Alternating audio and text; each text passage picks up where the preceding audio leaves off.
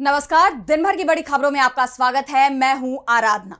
आज इस बुलेटिन में बात होगी सोनिया गांधी और ममता बनर्जी के बीच हुई मुलाकात की, टीएमसी में मची भगदड़ की। तुम्हारे में भी अगर पॉलिटिकल एथिक्स है तो तुम भी रिजाइन कर दो उसकी तरह और आ जाओ बीजेपी के टिकट पर लड़ने के लिए। देखेंगे क्यों राज्यसभा चुनाव को लेकर एनडीए में फंसा पेच, बिहार में कैसे एनडीए के सहयोगी ने बढ़ाई बीजेपी की टेंशन, जानेंगे खान सर की याचिका पर क्या है कोर्ट का फैसला, और बुलेटिन के आखिर में देखेंगे जाने माने कार्टूनिस्ट इरफान की किस खबर पर पड़ी तिरछी नजर। लेकिन दिन भर की तमाम बड़ी खबरों से पहले एक नजर आज की सुर्खियों पर। निशांत कुमार की शैक्षणिक योग्यता का मामला, आरजेडी ने लिखा जिसको इंजीनियर बताते नहीं थकते पार्टी के लोग, वो आदमी 12वीं पास निकला। मोदी सरकार के 12 साल पूरे, 10 जून को दिल्ली में एनडीए की बड़ी बैठक, भारत मंडपम में दोपहर 3 बजे जुटेंगे गठबंधन के सभी नेता। आईआरसीटीसी घोटाला मामले में लालू और राबड़ी को दिल्ली कोर्ट से मिली राहत, एक बार फिर टला फैसला, अब 16 जुलाई को फैसला सुनाएगा कोर्ट। मणिपुर में हिंसा जारी, कांगपोकपी में विलेज गार्ड की ली गई जान, सीएम युमनाम ने जताया शोक, कहा दोषियों को कानून के दायरे में लाया जाएगा।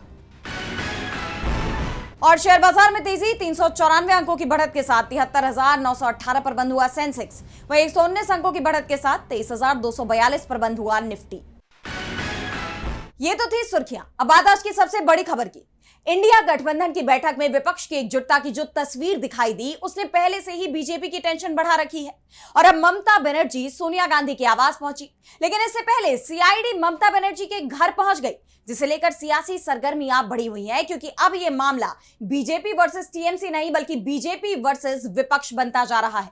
तो क्या है ये पूरा मामला, जानने के लिए देखिए ये रिपोर्ट। इंडिया गठबंधन की बैठक का असर अब बीजेपी पर दिखाई देने लगा है। 8 जून को दिल्ली में इंडिया गठबंधन की बैठक हुई, जिससे मोदी सरकार टेंशन में दिखाई दे रही है और अब बीजेपी ने एनडीए की भी बैठक बुला ली है। अचानक ही एनडीए की बैठक बुलाने के पीछे बीजेपी का डर सामने आ रहा है, जो इंडिया गठबंधन की एकजुटता के चलते दिखाई दे रहा है। दूसरी तरफ दिल्ली में मौजूद तृणमूल कांग्रेस की सुप्रीमो ममता बनर्जी गठबंधन को और धार देने में जुटी हुई हैं। उनकी 2 दिन में दूसरी बार कांग्रेस संसदीय दल की अध्यक्ष सोनिया गांधी से मुलाकात हुई। ममता सोनिया गांधी के 10 जनपद आवास पहुंची, जहां दोनों नेताओं के बीच कई मुद्दों पर चर्चा हुई। ये बैठक तब हुई जब ये कहा जा रहा है कि बीजेपी एक बार फिर परिसीमन विधेयक को संसद में लाने की तैयारी कर रही है और इसके लिए वो विपक्षी दलों में सेंधमारी की कोशिश में जुटी हुई है। कई दलों के सांसद उसके निशाने पर हैं, जिसमें टीएमसी के खिलाफ तो ऑपरेशन लोटस लॉन्च भी हो चुका है।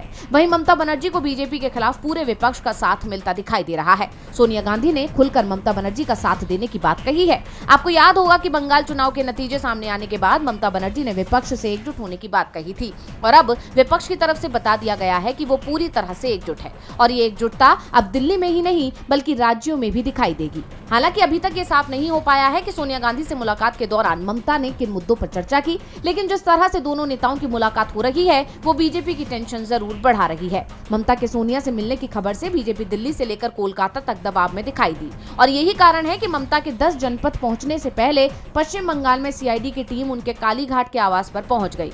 दरअसल टीएमसी महासचिव और अभिषेक बनर्जी को नोटिस देने के लिए सीआईडी की एक टीम पूर्व सीएम के कालीघाट आवास पर पहुंच गई। दरअसल सीआईडी उस मामले की जांच कर रही है जिसमें टीएमसी ने शोभन देव चटर्जी को विधानसभा में नेता विपक्ष बनाने के लिए एक लेटर स्पीकर को सौंपा था। इस दस्तावेज पर अभिषेक बनर्जी ने भी हस्ताक्षर किए थे, लेकिन टीएमसी के बागी सांसद ऋतुव्रत बनर्जी ने उस पर विधायकों के हस्ताक्षर को फर्जी बताया, जिसके बाद इस पर विवाद छिड़ गया।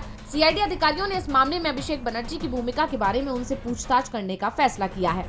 इसी मामले में सीआईडी नोटिस देने के लिए ममता के आवास पर पहुंची, लेकिन उनकी टाइमिंग पर गंभीर सवाल खड़े हो गए हैं। अब देखना ये होगा कि विपक्ष की एकजुटता का बीजेपी कैसे सामना करती है। बंगाल में बवाल मचा हुआ है। ममता लगातार बीजेपी के खिलाफ मोर्चा खोले हुए हैं, जिससे बीजेपी का प्लान फेल होता दिख रहा है। पहले पार्टी के विधायक तोड़े गए, उसके बाद सांसदों पर भी डोरे डाले जा रहे हैं, लेकिन बीजेपी की ये कोशिशें नाकाम साबित होती दिख रही हैं।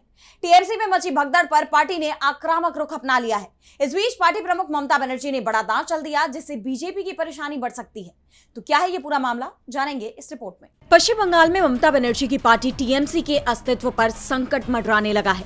उनकी पार्टी के विधायकों ने तो पहले ही अलग गुट बना लिया था और अब टीएमसी के कई सांसद टूटते दिखाई दे रहे हैं। ममता बनर्जी ने पहले ही आरोप लगाया था कि बीजेपी उनकी पार्टी को तोड़ने की कोशिश कर रही है और अब उन्होंने बीजेपी की साजिश के खिलाफ बड़ा दांव चला है, जिससे बागी नेताओं की मुश्किलें बढ़नी तय मानी जा रही हैं। टीएमसी ने बागी हुए विधायक ऋतव्रत बनर्जी के खिलाफ कलकत्ता हाईकोर्ट का रुख किया है। पार्टी ने कोर्ट में विधानसभा स्पीकर रथेंद्र बोस के उस फैसले को चुनौती दी जिसमें उन्होंने ऋतव्रत बनर्जी को विधानसभा में नेता प्रतिपक्ष के रूप में मान्यता दे दी। 11 जून को मामले में सुनवाई होनी है, यानी टीएमसी बागी विधायकों के खिलाफ एक्शन की तैयारी में दिख रही है। वहीं जो टीएमसी सांसद एनडीए को समर्थन देने के संकेत दे रहे हैं, उनके खिलाफ भी पार्टी ने सख्त रुख अपनाया है। टीएमसी सांसद कीर्ति आजाद ने बागी रुख अपनाने वाले सांसदों को सीधा गद्दार कहते हुए तीखे सवाल पूछे हैं।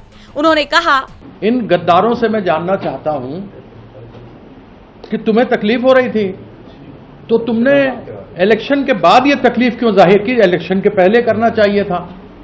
और इलेक्शन के बाद अनेकों आरोप लगाए सुखेंदु शेखर ने और रिजाइन कर दिया। उसका आरोप लगा, सही है गलत है वो तो अलग बात हो गया, लेकिन कम से कम उसने एक पॉलिटिकल एथिक्स दिखाया कि वह जिस पार्टी में था, जिस सिंबल के साथ राज्यसभा में एमपी था, उसकी समस्या थी, उसने रिजाइन कर दिया। तुम्हारे में भी अगर पॉलिटिकल एथिक्स है तो तुम भी रिजाइन कर दो उसकी तरह और आ जाओ बीजेपी के टिकट पर लड़ने के लिए। टीएमसी ने बाकायदा प्रेस कॉन्फ्रेंस कर इस मुद्दे पर अपना रुख साफ किया है। इस बीच महुआ मोइत्रा ने भी अपनी ही पार्टी के सांसद यूसुफ पठान पर जमकर नाराजगी जताई। दरअसल दावा किया जा रहा है कि गृह मंत्री अमित शाह ने पठान को फोन कर उन्हें दिल्ली बुलाया है, वो उन पर पाला बदलने का दबाव बना रहे हैं। इस पर महुआ ने सख्त लहजे में कहा कि थोड़ी हिम्मत दिखाइए। अब जिस तरह बीजेपी टीएमसी सांसदों को अपने पाले में करने की कोशिश कर रही है, उसे लेकर टीएमसी सांसद कल्याण बनर्जी ने तीखी प्रतिक्रिया दी है। उन्होंने बीजेपी को निशाने पर लेते हुए कहा कि आपके यानी भाजपा के पास सीएम, ईडी, सीबीआई और दूसरी ताकतें हैं, लेकिन मेरे पास मां माटी मानुष, मेरी पार्टी, मेरे पार्टी कार्यकर्ता और पश्चिम बंगाल की जनता है। 29 के अंदर बीजेपी साफ हो जाएगी, केंद्र और राज्य दोनों जगहों से। जब शेरनी घायल होती है तो ज्यादा खतरनाक होती है। कल्याण बनर्जी ने केंद्र से बीजेपी के ही सफाई की चेतावनी दे दी है और साथ ही ये भी कहा है कि घायल शेरनी ज्यादा खतरनाक होती है। ऐसे में अब देखना यह होगा कि अपनी पार्टी में उठे इस तूफान से टीएमसी कैसे निपटती है। ममता बनर्जी ने बीजेपी के खिलाफ मोर्चा खोल दिया है तो राज्यसभा चुनाव को लेकर भी बीजेपी घिरती दिखाई दे रही है। 12 राज्यों की 26 राज्यसभा सीटों पर 18 जून को वोटिंग होनी है, लेकिन वोटिंग के संकेत सिर्फ 2 ही राज्यों में मिल रहे हैं। चुनावी उठापटक के बीच बीजेपी पर विधायकों की खरीद फरोख्त करने के आरोप लग रहे हैं और फिर भी उसकी हार तय मानी जा रही है। तो क्या है ये पूरी खबर, देखिए इस रिपोर्ट में। देश भर के 12 राज्यों में राज्यसभा की 26 सीटों के लिए 18 जून को चुनाव कराया जाना है। इन 26 सीटों में 2 उपचुनाव वाली सीट भी शामिल है, जिसमें एक महाराष्ट्र में और दूसरी तमिलनाडु में है। इनमें से 10 राज्यों की 21 सीटों पर निर्विरोध चुनाव होने के संकेत मिल रहे हैं, क्योंकि 21 सीटों पर 21 उम्मीदवार मैदान में हैं। लेकिन झारखंड की 2 और मध्य प्रदेश की 3 सीटों पर पेच फंस गया है, क्योंकि दोनों ही राज्यों में एक अतिरिक्त उम्मीदवार मैदान में आ गया है। नामांकन वापसी की आखिरी तारीख 11 जून तय है। अगर मध्य प्रदेश और झारखंड में एक उम्मीदवार ने नामांकन वापस नहीं लिया, तब यहां 18 जून को वोटिंग कराई जाएगी और नतीजे भी इसी दिन सामने आ जाएंगे, जबकि 21 सीटों के नतीजे 11 जून को ही घोषित कर दिए जाएंगे। दरअसल मध्य प्रदेश में 3 सीटों के लिए चुनाव में बीजेपी के तरुण चुग और रजनीश अग्रवाल के साथ आखिरी दिन महेश केवट ने भी नामांकन दाखिल किया है। यहाँ कांग्रेस ने मीनाक्षी नटराजन को उतारा है। संख्या बल के लिहाज से बीजेपी को 2 और कांग्रेस को 1 सीट मिलना तय है, लेकिन भाजपा के एक अतिरिक्त उम्मीदवार के आने से विपक्षी खेमे को तोड़फोड़ की आशंका सताने लगी है। राज्य की 230 सदस्यीय विधानसभा में इस वक्त 2 सीट खाली है। ऐसे में 1 सीट जीतने के लिए 58 सदस्यों के समर्थन की जरूरत है। बीजेपी के पास 164 और कांग्रेस के पास 64 सीटें हैं। ऐसे में बीजेपी 2 सीट आसानी से जीत जाएगी, लेकिन तीसरे सीट के लिए उसके पास 10 वोटों की कमी है। दूसरी तरफ कांग्रेस के पास 6 अतिरिक्त वोट हैं। ऐसे में 7 विधायक क्रॉस वोटिंग करते हैं, तभी बीजेपी उम्मीदवार जीत पाएगा। इस बीच कांग्रेस नेता कांतिलाल भूरिया ने दावा किया है कि उसके विधायकों को 5 से 8 करोड़ रुपए की ऑफर आ रही है। इसी तरह से झारखंड में 2 सीटों पर चुनाव है। सत्तारूढ़ इंडिया गठबंधन के पास 56 विधायक हैं, जो दोनों सीटों के लिए जरूरी 56 सीटों की जरूरत को पूरा करते हैं। अब भाजपा और राष्ट्रीय जनतांत्रिक गठबंधन के समर्थन से निर्दलीय व्यवसायी परिमल नाथवानी को चुनाव मैदान में उतार दिया है, जिसके चलते यहाँ भी चुनाव करने की स्थिति बन रही है। इसके अलावा गुजरात, आंध्र प्रदेश और कर्नाटक की 4 और राजस्थान की 3 सीटों पर निर्विरोध चुनाव तय हो गया है। मणिपुर, मेघालय और अरुणाचल प्रदेश की 1-1 सीट के अलावा उपचुनाव वाली दोनों सीटों पर भी निर्विरोध चुनाव तय है। अब 18 जून को होने वाले चुनाव पर सभी की नजरें टिकी हुई हैं। राज्यसभा चुनाव में एनडीए की हार तय मानी जा रही है। और अब बिहार में भी एनडीए के अंदर घमासान शुरू हो गया है। बिहार विधान परिषद चुनाव में एनडीए की तरफ से आरएलएम को नजरअंदाज किए जाने से उपेंद्र कुशवाहा की नाराजगी खुलकर सामने आ गई है। बेटे दीपक प्रकाश को टिकट न मिलने से उनके मंत्री पद पर भी संकट मंडरा रहा है। इस बीच कुशवाहा ने सख्त लहजे में कड़ा संदेश दिया है। तो क्या है ये पूरी खबर, जानेंगे इस रिपोर्ट में। बिहार की सियासत में इन दिनों खासी हलचल मची हुई है। विधान परिषद की 10 सीटों पर हो रहे चुनाव में एनडीए ने उपेंद्र कुशवाहा की पार्टी राष्ट्रीय लोक मोर्चा को खाली हाथ रखा है। सबको उम्मीद थी कि बिहार सरकार में आरएलएम कोटे से मंत्री और कुशवाहा के बेटे दीपक प्रकाश को विधान परिषद भेजा जाएगा, लेकिन ऐसा नहीं हुआ। बेटे को टिकट न मिलने के कारण अब दीपक प्रकाश की मंत्री कुर्सी भी खतरे में आ गई है। इस झटके के बाद उपेंद्र कुशवाहा की नाराजगी साफ नजर आई। उन्होंने एनडीए उम्मीदवारों के नामांकन कार्यक्रमों से भी पूरी तरह दूरी बनाए रखी। बताया जा रहा है कि बीजेपी ने उन्हें 1 सीट देने का वादा किया था, लेकिन ऐन मौके पर उन्हें दरकिनार कर दिया गया। आरएलएम से जुड़े सूत्रों की माने तो उपेंद्र कुशवाहा को इस बात का अंदाजा पहले ही लग गया था। इसी वजह से नामांकन से ठीक 1 दिन पहले उन्होंने अपने नेताओं और कार्यकर्ताओं के साथ एक अहम बैठक की। इस बैठक में राज्यसभा के सांसद कुशवाहा ने खुले मंच से 2 टूक लहजे में कहा कि किसी एक पद के लिए मेरी पार्टी का अस्तित्व ही समाप्त हो जाए, ये मुझे कतई मंजूर नहीं है। दुनिया की कोई भी ताकत ऐसा नहीं कर सकती। दरअसल सियासी गलियारों में काफी समय से यह चर्चा जोरों पर है कि बीजेपी की तरफ से उपेंद्र कुशवाहा पर अपनी पार्टी का विलय करने का भारी दबाव था। ऐसा माना जा रहा है कि यही वो कीमत थी जो एक एमएलसी सीट के बदले मांगी जा रही थी, लेकिन कुशवाहा के इस कड़े बयान ने साफ कर दिया है कि वो महज एक कुर्सी की खातिर अपनी पार्टी कुर्बान करने को हरगिज तैयार नहीं है। बिहार में एनडीए की मुश्किलें थमने का नाम नहीं ले रही तो खान सर के लिए राहत भरी खबर सामने आई है। फायरिंग मामले में पटना जिला कोर्ट ने खान सर की गिरफ्तारी पर फिलहाल रोक लगा दी है और साथ ही पुलिस से केस डायरी भी मांग ली है, जिससे अब यह मामला कानूनी और राजनीतिक चर्चा का विषय बन चुका है। तो क्या है ये पूरी खबर, जानने के लिए देखिए ये रिपोर्ट। पटना फायरिंग मामले में खान सर को राहत मिल गई है। अग्रिम जमानत पर सुनवाई के दौरान पटना जिला कोर्ट ने उनकी गिरफ्तारी पर रोक लगा दी। कोर्ट में खान सर की ओर से पेश हुए वकील अरविंद कुमार महुआर ने दलील दी कि घटना के दौरान चलाई गई गोली आत्मरक्षा के लिए थी और इसका उद्देश्य किसी भी तरह का डर या दहशत फैलाना नहीं था। तो दूसरी तरफ इस मामले में ज्ञान बिंदु संस्थान के डायरेक्टर रोशन आनंद की मुश्किलें बढ़ गई हैं। कोर्ट ने उनकी नियमित जमानत याचिका को खारिज कर दिया। इतना ही नहीं, उनके 2 स्टाफ को भी राहत नहीं मिली। जैसे आप जानते हैं कि कोर्ट ने 8 जून को दोनों पक्षों की दलीलें सुनने के बाद फैसला सुरक्षित रख लिया था और 9 जून को अपना आदेश सुनाया। दरअसल इस पूरे विवाद की शुरुआत 2 जून को हुई थी। आरोप है कि खान सर के कोचिंग सेंटर के बाहर कुछ लोगों ने हंगामा किया, पोस्टर फाड़े और गार्ड्स के साथ मारपीट की। उस समय खान सर ने दावा किया था कि उनके संस्थान के बाहर फायरिंग भी हुई है। हालांकि बाद में उन्होंने अपने इस बयान से पीछे हटते हुए कहा कि उन्होंने जो जानकारी दी थी वो उन्हें मौके पर मौजूद लोगों से मिली थी। खान सर ने यह भी आरोप लगाया कि इस घटना के पीछे ज्ञान बिंदु संस्थान के डायरेक्टर रोशन आनंद का हाथ है। लेकिन मामले में नया मोड़ तब आया जब खान सर के गार्ड का बयान सामने आया। गार्ड ने पुलिस को बताया कि उसने खान सर के कहने पर अपनी सुरक्षा के लिए गोली चलाई थी। इसी बयान के बाद जांच का दायरा बढ़ गया और पुलिस ने खान सर के खिलाफ आर्म्स एक्ट की विभिन्न धाराओं के तहत एफआईआर दर्ज कर ली।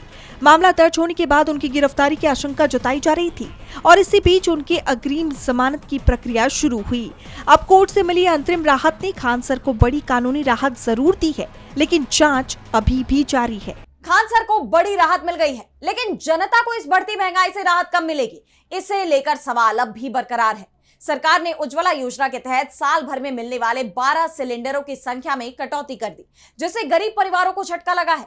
महंगाई की इस दोहरी मार से आम आदमी का रसोई बजट पूरी तरह पटरी से उतर गया है और अब इस पर विपक्ष ने भी सरकार को घेरा है, जिससे सियासत भी गर्मा गई है। देखिए ये रिपोर्ट।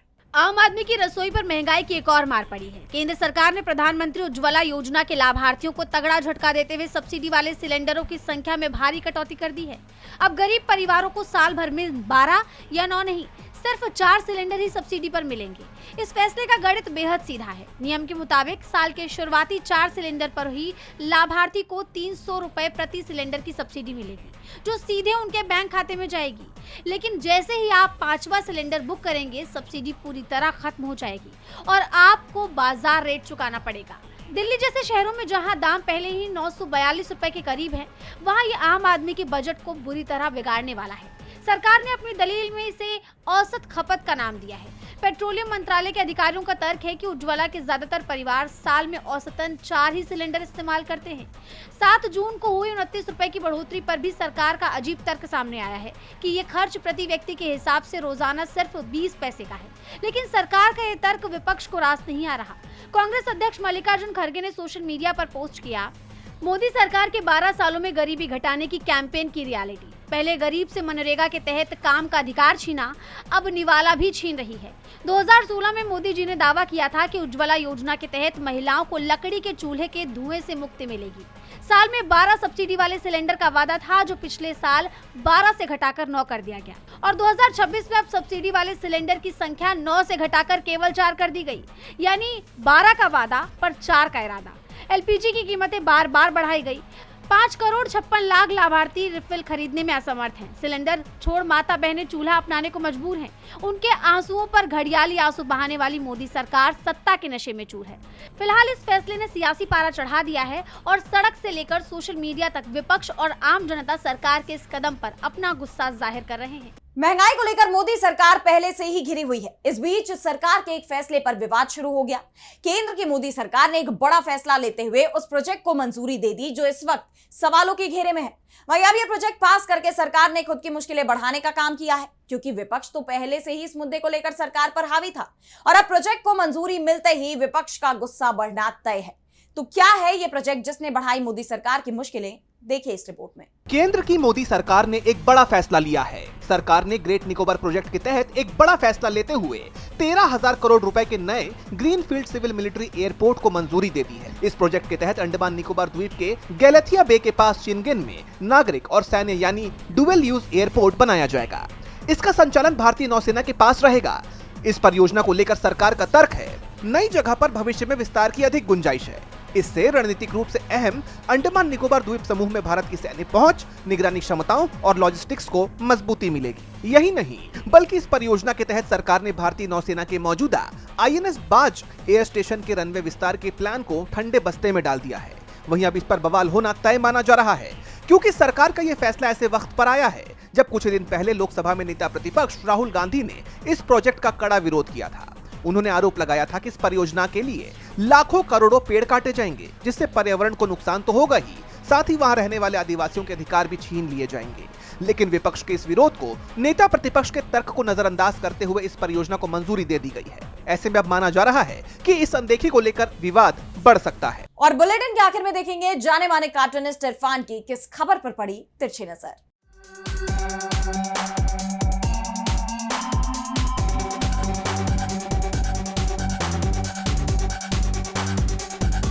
आज सुबह जब उठा तो अखबार के अंदर पहले पन्ने पर एक विज्ञापन छपा हुआ था, जिसमें दिया हुआ था कि मोदी सरकार के 12 साल हो चुके हैं और ये 12 साल विश्वास के, विकास के और जन कल्याण के थे।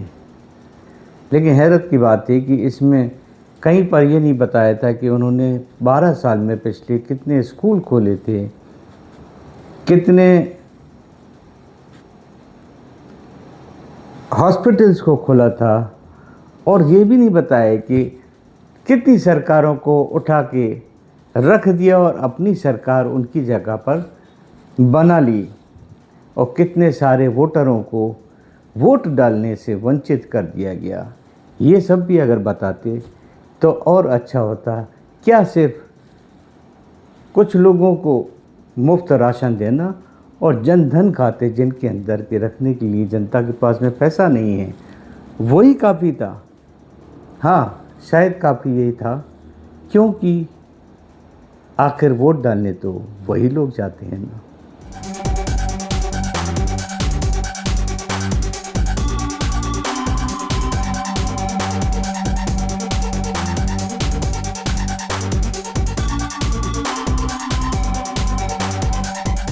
बहुत बहुत शुक्रिया इरफान जी। तो आज इस बुलेटिन में इतना ही। आप देखते रहिए डीबी लाइव।